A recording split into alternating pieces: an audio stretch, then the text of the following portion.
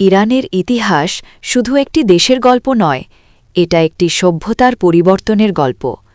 পারস্য সাম্রাজ্য থেকে ইসলামী যুগ সবকিছুই এখানে একসাথে মিশে আছে। এই ভিডিওতে জানুন ইরানের সেই বিস্ময়কর ইতিহাস। ইরান, যাকে আমরা আজ চিনি, তার ইতিহাস হাজার বছরের পুরনো। একসময় এই অঞ্চল ছিল পারস্য সাম্রাজ্যের কেন্দ্র। পারস্য ছিল বিশ্বের অন্যতম শক্তিশালী সাম্রাজ্য। তাদের রাজা, তাদের সংস্কৃতি, তাদের শক্তি সবকিছুই ছিল বিস্ময়কর। কিন্তু সপ্তম শতাব্দীতে এক বড় পরিবর্তন আসে। ইসলামের আবির্ভাবের পর মুসলিম বাহিনী পারস্যের দিকে এগিয়ে যায়। একটি গুরুত্বপূর্ণ যুদ্ধ, কাদিসিয়ার যুদ্ধ। এই যুদ্ধের পর পারস্য সাম্রাজ্য ভেঙে পড়ে।